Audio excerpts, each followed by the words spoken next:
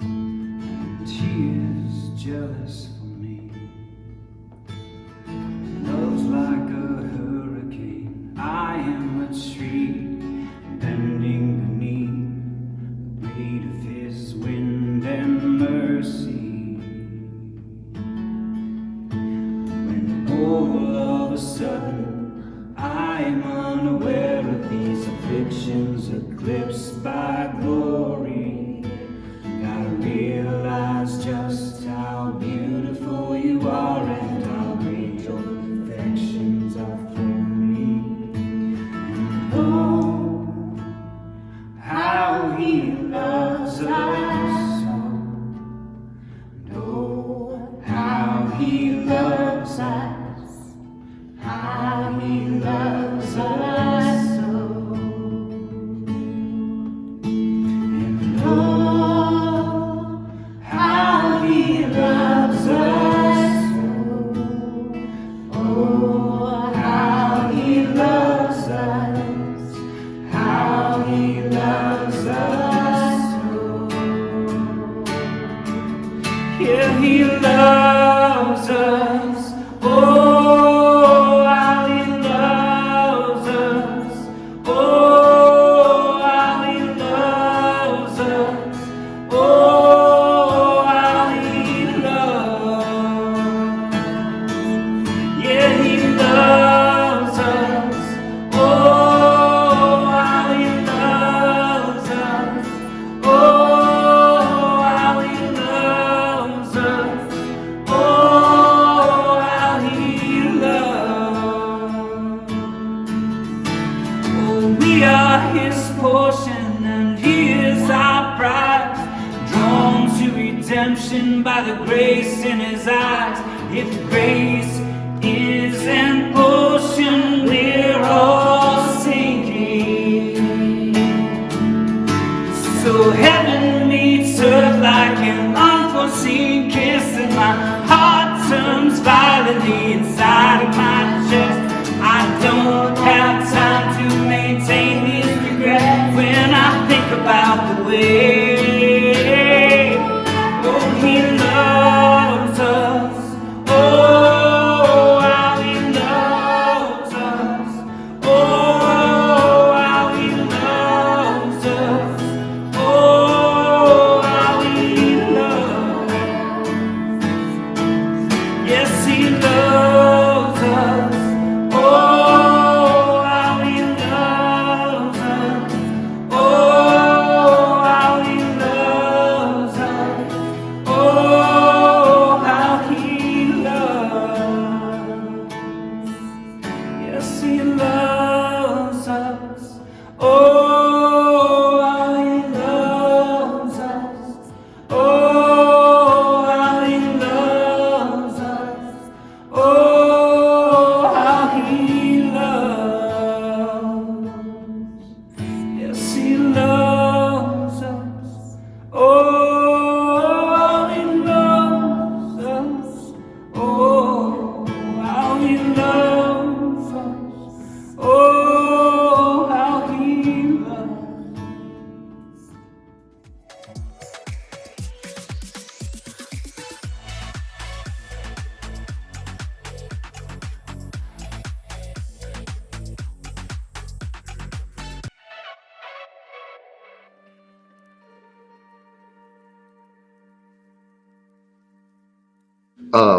Hey, I am Garrett Cohen. Probably recognize me if you've been in the second service on Sundays. I've been coming here for a while now. Marshalltown native, kind of. I spent many years off and on in Marshalltown, moved around a lot, but then went to high school here, class of '03, so I'm not young anymore. But you know, I grew up in the church. Been going to church here in town pretty faithfully from the time I was going to the nursery through, you know, the young kids Sunday school years. Got heavily involved in our youth group in my teenage years. We had a really amazing youth pastor that made it really engaging and just great, and we got to do all kinds of stuff because he was just so passionate about what we were doing. Got involved in the poor lost youth center that Marshalltown had for a while, Ebenezer's. That was pretty cool. Both versions of that in the mall, where the gym is now, was originally our space and then got kicked out. So we went to formerly the Kmart Mall, now the U-Haul Mall, I guess. And then,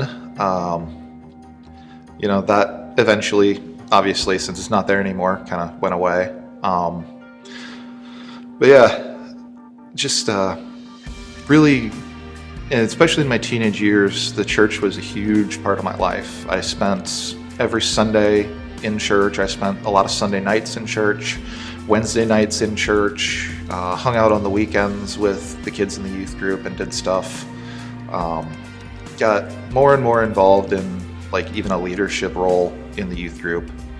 And then there was just some behind the scenes leadership changes and some less than great things went down in the background of the church, and our youth pastor left, and we were kind of rudderless in the youth group for a while. And to keep it going, I stepped up more and more in a leadership role there, trying to keep the good things that he had brought about working and maintain that. And unfortunately, there was just not a lot of interest in keeping it going from the rest of the church, it felt like. And so I took an opportunity that was presented to me, and I moved out to Scranton, Pennsylvania. And at the time I moved, I'd been going to church a lot less. It had just become a less important part of my life already. So when I went out to Scranton, I didn't ever find a new church to go to. I thought, well, I've got the Holy Spirit, in me. I don't need to find a place to be. I don't necessarily have to have that fellowship, which it turns out is pretty important. But I spent 3 years out in Scranton without a church, and had another incident of something happening with the church. I had some friends that had a business. I had a hoagie shop that was in a strip mall location, and a local church came in and kind of scooped that location out from under them and put them out of business, which soured me even more. I never had like a falling out with God. I never felt like, God had turned his back on me or wasn't there or anything. The church had failed me, I felt, so I had no interest in going back to it. Even when I came back to Iowa, I just stayed away. And, it turns out, like I said, that fellowship thing is it's important to have that time with other Christians sharing and worshiping together. And not having that, I just,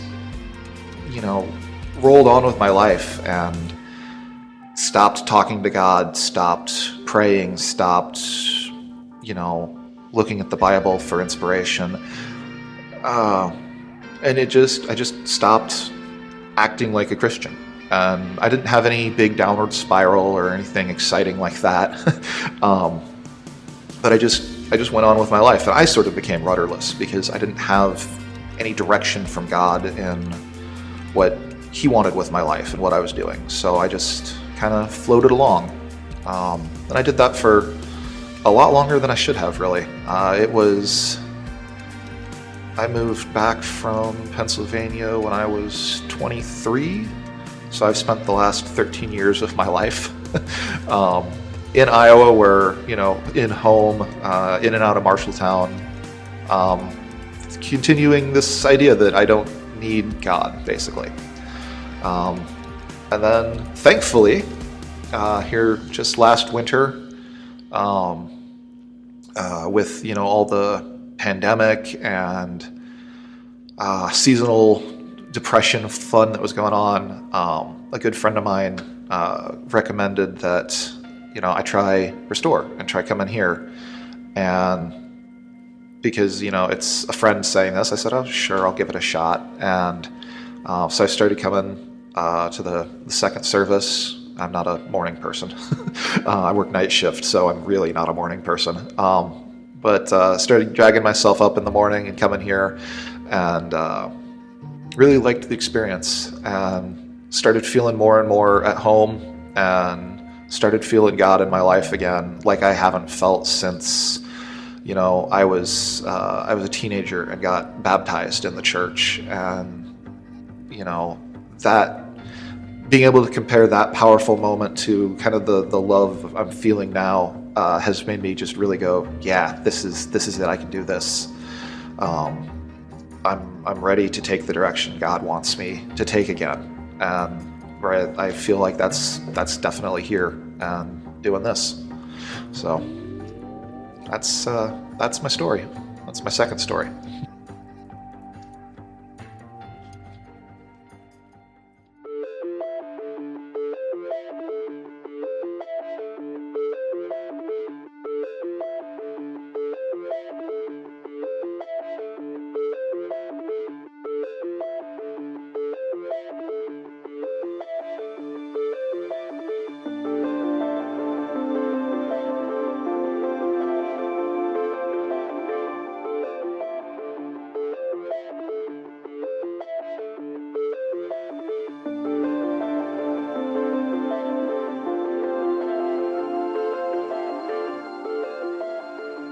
Hello and welcome. My name is Pastor Dave. We are in week 4, our final week of the Death to Life series, telling our second story. So, I don't know if you're a football fan. I am. And I'm a Minnesota Vikings fan, but I got a story for you that's not about a guy who played for the Vikings. It's a guy named by the name of Alex Smith. Now, some of you may recognize the name, some of you may not. He was drafted by the San Francisco 49ers. He just retired this offseason after playing for 16 years. He played for the 49ers. He didn't finish his career there. He then went and played some years with the Kansas City Chiefs, and then played for the Washington football team. And so that is Alex Smith. He was a quarterback, and a few years ago, though, he suffered a terrible injury, and he broke his leg. But then what happened after that was his recovery. Like I said, it was a terrible injury, and he ended up having 17 surgeries. You heard me right. 17 surgeries. I didn't want to put any pictures up because it was very gruesome. There was a point in time during his recovery where they thought they might have to amputate his leg. He had some infections and just all these surgeries, pins, rods, all of it. For a long part of his recovery, you see they actually did this like external cage thing around his leg. And he went from, suffering this, what should have been a career-ending injury, to just having the drive, the motivation to work his way back, and with the encouragement of his family and stuff like that, he made it back. And against all of the odds, right? I mean, that amount of surgeries alone. And then he reached this point where he finally he went and met with the team doctors and the NFL doctors and stuff, and they cleared him to play. So, what an incredible thing! And then all of a sudden, I saw in some interviews, all of a sudden he's hit with that. Like, I never thought I'd get to this point. Now do I do? And his wife actually encouraged him, like, you've worked so hard for this, go for it, do it. And so he rejoined the team. And then if you're a football fan, you've heard this story, but then last season he is with Washington, and then partway through the season, he became the starter again. And I remember seeing the highlights of when he made it back onto the field. And of course, because COVID and stuff like that, there were no fans in the stadium, but just seeing it's enough to like give you chills. Like this guy, after all of this, after all of those surgeries, I'm not one that is very squeamish when it comes to watching the injury. So if a guy gets a terrible injury, like I'll look it up on YouTube and watch it because I want to see what happened. And so I've seen his injury from a couple of years back. And then he's along the way on this road to recovery, he did a documentary, and there'd been several interviews, and he's been on a bunch of the different like shows, like I don't know if he was 60 Minutes, but shows like that where they've interviewed him and talked to him and his wife, and just what that sort of recovery looked like. 17 surgeries, a point in time where they thought they'd just amputate the leg, to then being back out on the football field playing NFL football. And so he, of course, played decent. He was able to start kind of the second half of the season and play. And he then wins an award. He wins the Comeback Player of the Year award. And I tell you that story because I want to tell you that it's hard to predict who will win Comeback Player of the Year. That's not one of those awards at the beginning of the season. You're like, you know what, this guy Alex Smith, he's going to recover, 17 leg surgeries. He's going to make it. He's going to get back on the field. You would have never predicted that. Nobody really predicted that. Even Alex in interviews says he was shocked to be back on the field. He never thought he would make it back. And so it's hard to predict who will win Comeback Player of the Year. Usually it's hard to predict because the prior season they were terrible, or they suffered an injury that should have prevented them from ever playing again. So you never really know who's going to win that award. Well, this morning, as we dive into this story from Acts chapter 9, it kind of has a little bit of that Comeback Player of the Year atmosphere. It's a little bit of the, I would have never guessed this would have happened. This is so crazy that this guy gets to this point. So, Acts chapter 9, meanwhile Saul was uttering threats with every breath and was eager to kill the Lord's followers. So he went to the high priest. He requested letters addressed to the synagogues in Damascus, asking for their cooperation in the arrest of any followers of the way he found there. So here is this guy, and he is trying to crush the church, trying to prevent the church from growing. He is actively pursuing people who believe in Jesus, and he's arresting them. And some different translations of the Bible, they use the phrase that he was breathing murder. And so this is this guy Saul.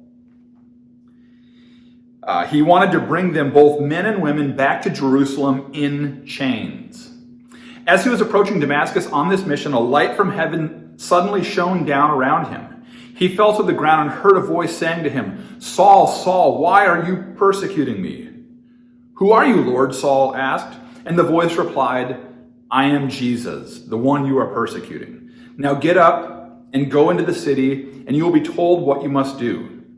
The men of Saul stood speechless, for they heard the sound of someone's voice but saw no one. Saul picked himself up off the ground, but when he opened his eyes, he was blind. So his companions led him by the hand to Damascus. He remained there blind for 3 days and did not eat or drink. Now there was a believer in Damascus named Ananias. The Lord spoke to him in a vision, saying, "Ananias." "Yes, Lord," he replied. The Lord said, "Go over to Straight Street, to the house of Judas. When you get there, ask for a man from Tarsus named Saul. He is praying to me right now.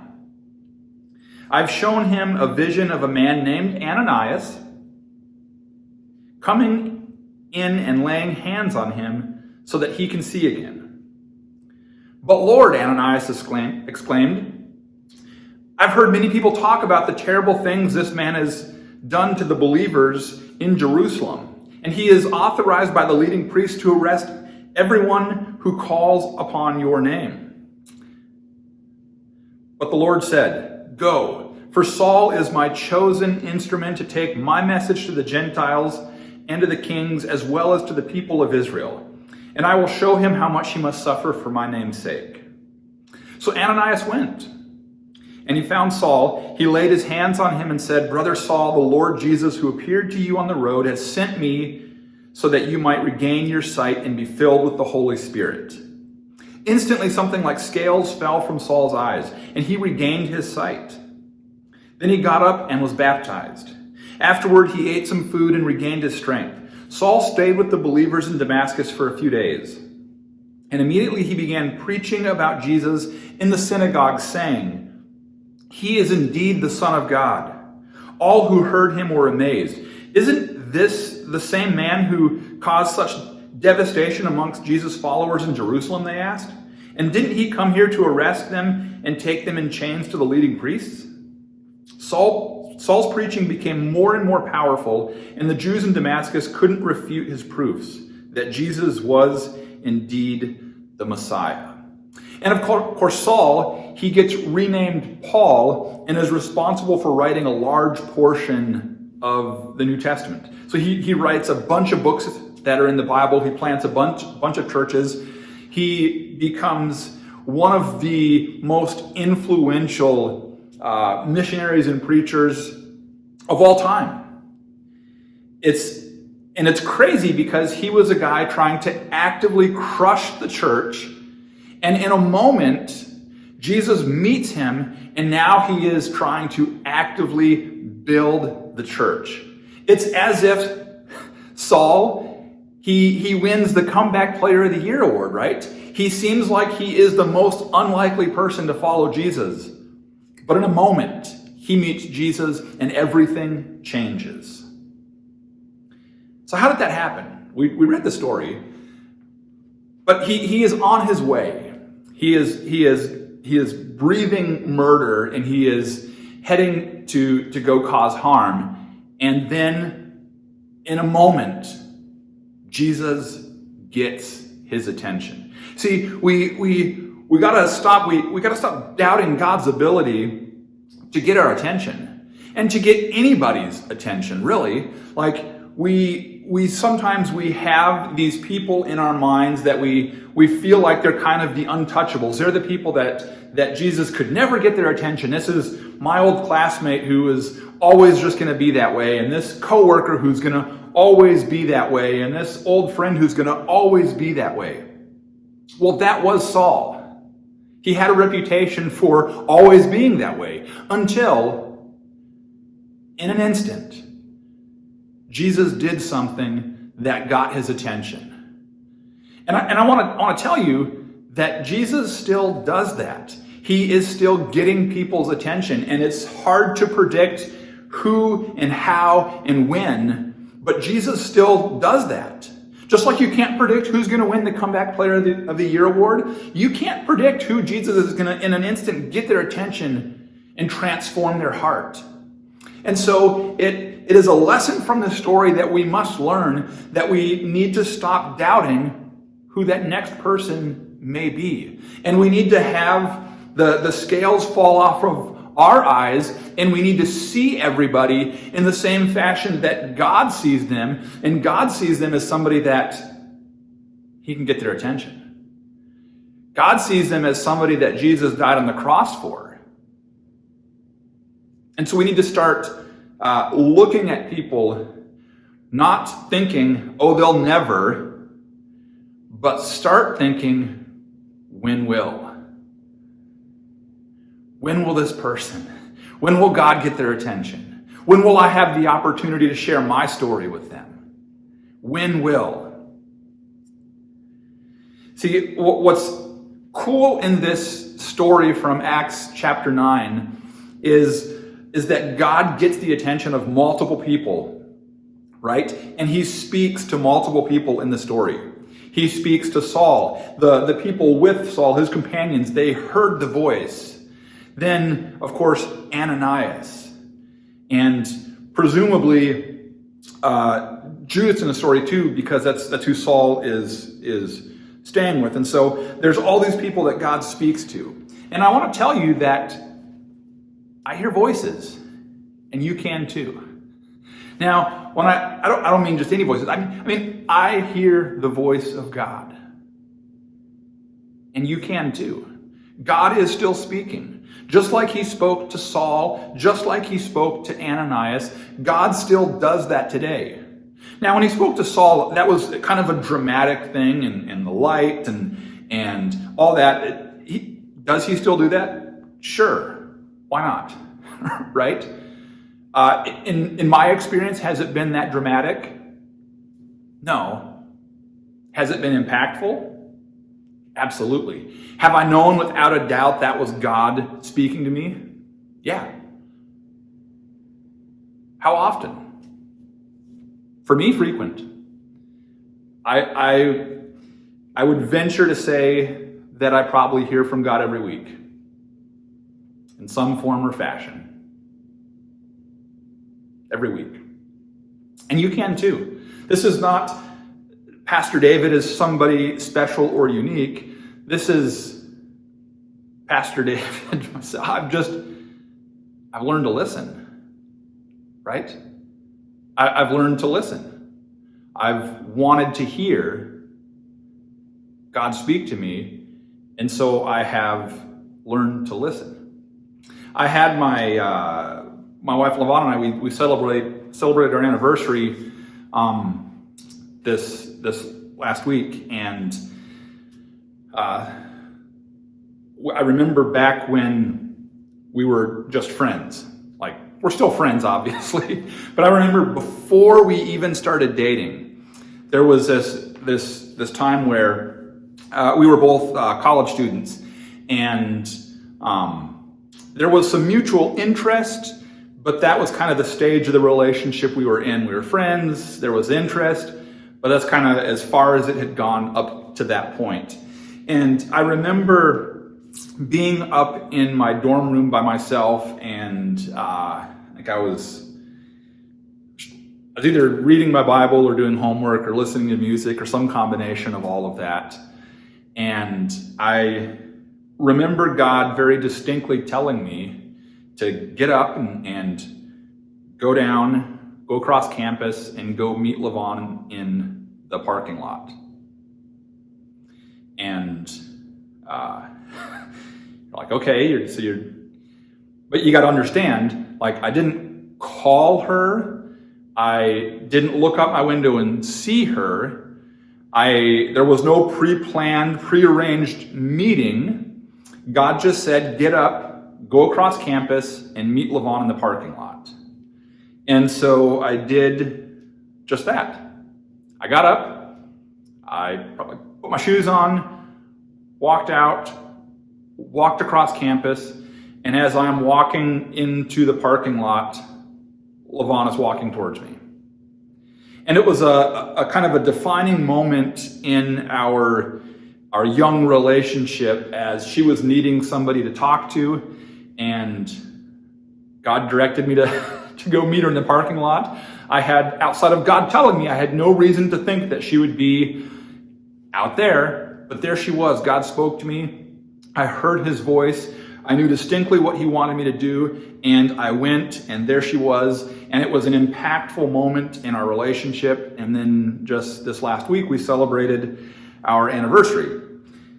God still speaks, and in this story, we read about God speaking to these people, speaking to Ananias, saying, Ananias, go, you're going to meet Saul over at this house, and you're going to do this. And Ananias does that. And God, he hasn't changed in that regard.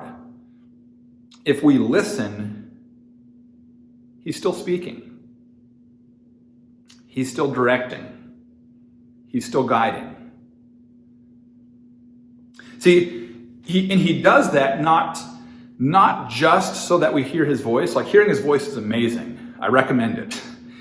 But that it's not just so that we can hear his voice. It's that he has given us purpose and mission. And often when he speaks to us, he is directing us in that purpose and in that mission. And he is guiding us into the next steps, the next phase, the thing I want you to do. Sometimes his mission is for us to meet somebody in a parking lot. Sometimes his mission is for us to meet somebody at somebody else's house so we can minister to them. Sometimes his mission is like we read with Ananias. Go here, meet this guy. You're going to heal him. You're going to pray for him. And amazing things are going to happen. That might be his mission. See, oftentimes when God speaks to us, he speaks to us because he is sending us out. See, God is still in the parcel post business, right? You think of like UPS and FedEx and just, the mail. And it's all about sending and receiving, right? I mean, what does UPS do? They ship stuff, they deliver stuff. Well, that's a lot of what we do in our mission from God. God sends us out. He sends us to people. And then in that mission, people receive something from God through us. See, God is still in the parcel post business. He is still a God that is actively sending people, actively having us go meet somebody because somebody needs to receive something from God, and we're like that mail. We're the letter they need to get. And oftentimes God sends us to them to tell our story, to tell them what God is up to, what God has done in our heart, because people need to hear how God is at work. And often the story we know best is our own. And people need to hear how God is working, not, 100 years ago or 2,000 years ago. Those stories are incredibly important. But they also want to hear, what's God doing today? And so we tell them by telling our story. Now, sometimes we do that. We hear God, he sends us, and we go and we show up, and we don't get the results we wanted. Right? Like in the story of Saul and Ananias and this whole exchange, Saul, like immediately you see the results, and within days he is preaching. And that's not always the case, right? Some people, it takes a little longer, right? But don't get discouraged. See, we need to stop predicting unpredictable transformation timelines. A lot of big words, I know. Stop predicting unpredictable transformation timelines. And what I mean is that God is at work, God is transforming people's hearts, and it's not always immediately evident, and we don't always see it in the timeline that we want to see it. Sometimes it doesn't match the timeline that God did stuff in our own heart or how we responded, but we need to stop losing heart because we're predicting that their timeline is going to match our timeline, or their timeline is going to match, this person's timeline, and it may not. It's okay. We need to stop predicting these unpredictable things. You don't know who's going to win Comeback Player of the Year. You don't know who that person who seems like they never will, suddenly they do. Or we get discouraged because we just don't see this person making the progress as fast as we want. Guess what? The transformation timeline is different for different people. Keep praying. Keep believing. Keep asking. Keep sharing. Keep speaking. God is at work. God is doing things. God is transforming. Don't lose hope. I love this story. And often when we read the story in Acts chapter 9, our focus tends to be on the character of Saul, who becomes Paul. And it's understandable because this is a pretty big moment in his life, and he's going to go on and do some pretty incredible things. And a lot of the books we read in the Bible are written by him. And so it seems like, okay, in this story, like he is the central character. And I'm not arguing that. But I kind of want to focus on Ananias a little bit. Like, I think that Ananias plays an incredible role in this. And I think Ananias' response is a response that we need to look a little closer at and say, that's the response that I want to have. See, I think we should name streets after Ananias. Like, this story is it's famously given the title of, on the Damascus Road, on the road to Damascus. And then there's God directs Ananias to go down Straight Street to find him at the house of Judas. And so this story has different roads and streets in it, and then I like to think of how, like, when we're out and about driving, like, almost every city has streets named after famous people, right? Or people who have been impactful in our society. Like, every big city has a Martin Luther King Drive or street or something. We often have streets named after presidents. If you are into sports, oftentimes around sports stadiums, some of the streets are named after famous sports stars from that city. Well, if I was naming streets, I would name a street after Ananias. Because, you see, in this story, his response needs to be the road that we all go down. We all need to respond how Ananias responded. We all need to drive that street. See, if you read the story, you see, of course, at first, Ananias was a believer. So at first, Ananias' response to God, now we don't have that recorded, but his response to God is he's a believer in Jesus. And then Jesus comes to him and speaks, and he listens. And then as that exchange happens, he asks some clarifying questions, and they have this he has a conversation there. And it's incredible. And then what happens? He obeys. So he believes, he listens, he obeys, and agrees to do that. And of course, what he's agreeing to do is go. And so we see him go. And then part of that obedience as well is to go and speak. And so if we could follow the model of Ananias, we would believe, we would listen, we'd obey, we'd go, and we'd speak. That's what Ananias did. And it's in that moment of Ananias, his exchange with Paul, that Paul becomes transformed. The least likely to win Comeback Player of the Year wins the award. He is transformed, and then God uses him to grow the church. And for the church is the way it is today. It's spread across the globe, in large part because of Paul. Saul becomes Paul and does this. But a key figure in that whole story, like somewhere, one of the cornerstones in the building up of Paul, there's a foundational piece called Ananias. Somebody who was instrumental in listening to God and obeying God and going to Paul and speaking to Paul. And it shaped world history. So will you join me? Will you travel down Ananias Street? Will you have the same response? Will you begin to listen, trusting that God speaks? And when he speaks, will you obey? And often he is speaking to us so he can send us out on mission. And often that mission involves us going and speaking.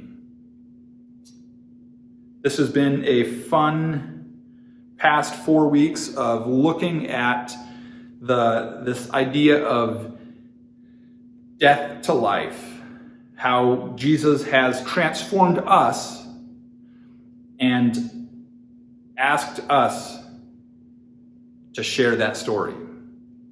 And we've talked about how it is, we've kind of framed it in telling our second story. Like, we all have a first story. It's who we are before we meet Jesus. And then if we've met Jesus, we have a second story. It's the story of who we are and who we are becoming. Ananias went to Saul, and I think in those moments, in those days, however long he was there, I think Ananias probably told Saul his second story. And if you flip through the New Testament, book after book after book, written by Paul.